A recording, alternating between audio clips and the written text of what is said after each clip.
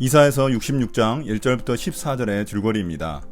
65장에서 주님은 새하늘과 새 땅으로 표현된 새로운 세상을 이스라엘 백성들에게 약속하셨습니다. 그러나 아직도 주님의 약속을 믿지 못하는 자들이 있었습니다. 그들은 주님께 여러 가지 제사를 드리면서도 우상 숭배를 그치지 않았습니다. 그들은 주님의 약속을 신실히 믿는 자들을 조롱하고 공동체에서 축출하려 했습니다. 그러나 때가 되면 주님은 그런 자들을 심판하셔서 오히려 조롱거리가 되게 하십니다. 반면 주님을 신실하게 믿고 신뢰한 자들은 회복된 예루살렘을 통해 기쁨을 맛보게 될 것입니다. 예루살렘의 풍요를 마음껏 누리며 주님의 위로를 받게 될 것입니다. 1절부터 2절입니다. 주님께서 이렇게 말씀하신다. 하늘은 나의 보좌요 땅은 나의 발 받침대다. 그러니 너희가 어떻게 내가 살 집을 짓겠으며 어느 곳에다가 나를 쉬게 하겠느냐. 주님의 말씀이시다. 나의 손이 이 모든 것을 지었으며 이 모든 것이 나의 것이다. 겸손한 사람, 회개하는 사람, 나를 경외하고 복종하는 사람, 바로 이런 사람을 내가 좋아한다. 이스라엘 백성들의 관점에서는 하나님은 반드시 성전에만 계셔야 했습니다. 그래서 그들은 성전에서의 제사와 종교의식에 집중했습니다. 그런데 오늘 말씀에서 예언자는 하나님이 인간들이 지은 곳인 성전에만 계시는 분이 아니라는 사실을 선포합니다. 인간들이 하나님을 성전에만 계시도록 구속할 수 없다는 것입니다. 주님은 인간의 생각과 능력 밖에 계신 분입니다. 주님에게는 하늘이 자신의 보좌이며 땅이 발 받침대입니다. 인간이 하나님을 구속할 수 있다면 그때부터 하나님은 우상이 되어버립니다.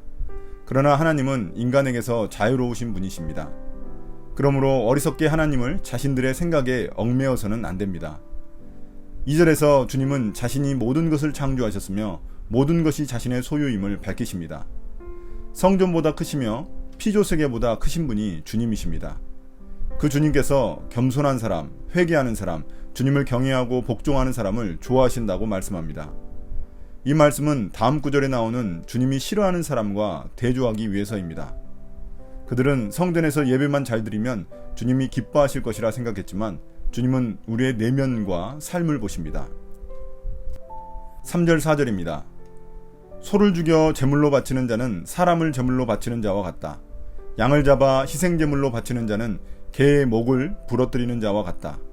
부어드리는 제물을 바치는 자는 대주의 피를 바치는 자와 같다. 분향을 드리는 자는 우상을 찬미하는 자와 같다. 이러한 제사장들은 나의 뜻을 묻지 않고 제 뜻대로 한 자들이다. 오히려 가증한 우상 숭배를 즐겼다. 가증한 우상들을 진정으로 좋아하였다. 그러기에 나도 나의 뜻대로 그들을 혹독하게 다루어 그들이 겁내는 것을 그들에게 들이닥치게 하겠다. 내가 그렇게 불렀으나 그들이 응답하지 않았으며 내가 그렇게 말하였으나 그들이 듣지 않았으며 오히려 내가 보는 데서 악한 일을 하며 내가 좋아하지 않는 일을 골라하였기 때문이다. 3절은 제사를 담당하는 자들에게 주어지는 말씀입니다. 그들은 자신들의 경건함을 자랑하지만 삶에서는 역겨운 짓을 하는 자들입니다. 주님께 소를 바치는 제사를 드리면서도 그들은 사람을 제물로 바치는 역겨운 우상 숭배도 함께 행했습니다. 양을 바치는 제물을 드리면서도 그들은 개의 목을 부러뜨리는 이방 종교의 풍습을 따라했습니다. 부어드리는 제물 역시 주님께 드리는 전제라는 제사인데 이것을 하면서도 또한 돼지 피를 바치는 이방 종교의 풍습도 행했습니다. 그들은 주님을 섬기면서도 우상도 함께 섬기며 주님이 싫어하시는 죄악을 저질렀습니다. 4절에서 주님은 우상 숭배자들이 자신들 마음대로 한 것처럼 주님도 그들을 징계하시기로 결정하십니다. 그래서 그들이 우상 숭배를 통해 막으려 했던 일을 통해 오히려 이스라엘 백성들을 징계하십니다. 이스라엘을 아끼시는 주님은 그들을 부르시고 그들의 응답을 기다리셨지만 아무도 응답하지 않았습니다. 그들은 주님 앞에서도 우상 숭배하며 죄악을 저질렀습니다. 5절 6절입니다. 주님의 말씀을 떨리는 마음으로 받아들이는 사람들아, 너희는 그의 말씀을 들어라. 너희를 미워하는 백성은 너희가 나의 이름을 부른다고 해서 너희를 따돌리며 이르기를 주가 영광을 드러내어 너희들이 기뻐하는 모습을 우리가 한번 볼 수 있게 하여 보아라 하고 말하나 그들은 수치를 당할 것이다. 성읍에서 요란한 소리가 나오며 성전으로부터 소리가 들려온다. 이것은 바로 주님께서 주님의 대적들에게 보응하시는 주님의 목소리이다. 이스라엘 백성들은 새로운 세상에 대한 주님의 약속을 받아들이는 사람과 그렇지 않는 사람으로 나뉘었습니다. 주님의 약속을 믿는 사람들은 그렇지 못한 자들에게 조롱과 따돌림을 당했습니다. 아마도 주님의 약속이 비현실적이라고 여겼을 것입니다. 그러나 주님은 현재의 운명을 역전시켜 조롱하는 자들이 오히려 수치를 당하게 하실 것입니다. 6절에서 주님은 고난을 당하는 신실한 자들에게 침묵하지 않으십니다. 주님 말씀을 지키려다 공동체에서 따돌림을 받은 그들을 주님은 구해 주실 것입니다. 예루살렘 성읍과 성전에서 주님께서 복수해 주시는 소리가 들리게 될 것입니다. 이 말은 성읍과 성전에서 주님의 약속을 믿지 않고 주님을 대적하는 자들을 주님이 직접 심판하시겠다는 말씀입니다. 7절부터 9절입니다. 시온은 진통이 오기도 전에 해산한다. 해산의 고통이 오기도 전에 아이를 낳는다. 누가 이런 일을 들은 적이 있느냐? 누가 이런 일을 본 적이 있느냐? 나라가 어찌 하루에 생길 수 있으며 민족이 어찌 한순간에 태어날 수 있겠느냐? 그러나 시온은 진통이 오자마자 아이들을 낳았다. 바로 내가 아이를 모태에서 나오게 하거늘 어찌 내가 아이를 낳게 할 수 없겠느냐? 주님께서 말씀하신다. 아이를 낳게 하는 이가 나이거늘 어찌 내가 아이를 못 나오게 막겠느냐? 너의 하나님께서 말씀하신다. 여기서는 산모의 비유를 통해 예루살렘의 회복을 말씀하고 있습니다. 전혀 예기치 않게 진통이 오기도 전에 아이를 낳게 됩니다. 아이의 출생이 자연적인 사건이 아닌 주님의 개입으로 이루어졌다는 사실을 암시하는 것입니다. 아이를 낳지 못하는 불임과 같았던 시온, 즉 황폐해진 예루살렘이 주님의 개입으로 새 생명인 아이를 낳게 된다는 것입니다. 이러한 일은 전에는 경험해보지 못한 일입니다. 주님은 마치 산모가 진통 없이 단 하루 만에 새 생명을 낳는 것처럼 예루살렘의 회복을 갑작스럽고 빠르게 이루실 것입니다. 9절은 주님의 약속을 의심하는 자들에게 하시는 주님의 책망입니다. 여기서 아이를 낳는다는 것은 불가능할 것처럼 보이는 황폐해진 예루살렘이 주님의 능력으로 다시 회복될 것을 말씀하시는 것입니다. 10절, 11절입니다. 예루살렘을 사랑하는 사람들아, 그 성읍과 함께 기뻐하고 즐거워하여라. 예루살렘을 생각하며 슬퍼하던 사람들아, 너희는 모두 그 성읍과 함께 크게 기뻐하여라.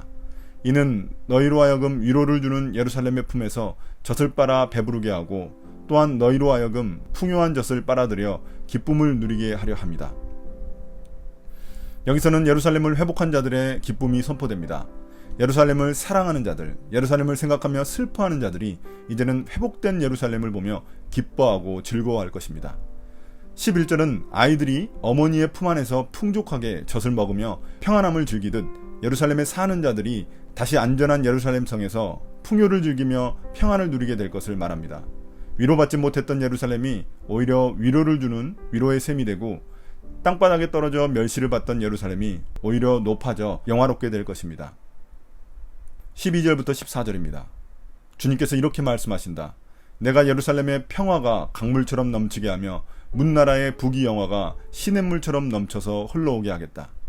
너희는 예루살렘의 젖을 빨며 그 팔에 안기고 그 무릎 위에서 귀여움을 받을 것이다. 어머니가 그 자식을 위로하듯이 내가 너희를 위로할 것이니 너희가 예루살렘에서 위로를 받을 것이다. 너희가 이것을 보고 마음이 기쁠 것이며 너희의 뼈들이 무성한 풀처럼 튼튼할 것이다. 그리고 주님의 권능이 종들에게 알려지며 주님께서 원수들에게 진노하실 것이다. 여기서는 회복된 예루살렘으로 인해 위로를 받는 이스라엘 백성들에 대한 묘사입니다. 주님의 약속된 구원이 이루어지면 예루살렘에는 평화가 넘치고 많은 나라의 부귀영화가 예루살렘으로 흘러 들어오게 될 것입니다. 아이가 어미 품에서 젖을 빨듯 예루살렘 주민들은 넘쳐 흐르는 풍요를 즐기며 주님의 위로를 경험하게 될 것입니다. 어머니가 자녀에게 무한 책임을 느끼듯 주님은 예루살렘을 위해 무엇인가 새로운 일을 하셔서 그들을 위로하실 것입니다. 주님께서 직접 위로하시기에 위로받는 자의 마음은 즐거움으로 넘칩니다. 14절에서 예루살렘의 회복은 곧 이스라엘 백성들의 회복입니다. 이제 이스라엘 백성들은 마음이 기쁨으로 넘치고 무성한 풀처럼 견고한 삶을 살게 될 것입니다. 묵상 포인트입니다. 첫 번째, 주님은 많은 제사와 제물이 아니라 겸손히 주님의 뜻을 행하는 것을 좋아하십니다. 주님은 성전에 갇히지 않고 우리 삶에 찾아오십니다. 그러니 주님이 싫어하시는 일을 골라하면서 주님이 우리 예배를 기뻐하실 것이라 착각하지 마십시오. 내가 일상에서 행한 의롭고 착한 행동이 주님이 기뻐 받으시는 예물입니다. 두 번째, 수치를 당하고 조롱받던 예루살렘을 생명 가득한 어머니의 성읍으로 바꿔주십니다. 예루살렘은 하나님의 백성을 낳지도 기르지도 못하던 불임의 도성이었지만 이제는 진통하자마자 아이를 낳고 그 품에서 사랑으로 양육하는 기쁨의 도성이 되게 하십니다. 혹독한 심판으로 무너진 예루살렘을 위로하신 것처럼 이 땅의 교회에도 주님의 위로가 있기를 구합시다. 나의 기도입니다. 주님은 겸손한 자, 회개하는 자, 주님을 경외하며 말씀에 순종하는 자를 기뻐하십니다. 우리의 예배와 종교 행위로 주님을 속이는 일이 없도록 해주세요. 하루하루 나의 삶을 주님과 동행하며 주님의 말씀을 순종하는 겸손한 자가 되게 해주세요. 예수님 이름으로 기도드립니다. 아멘.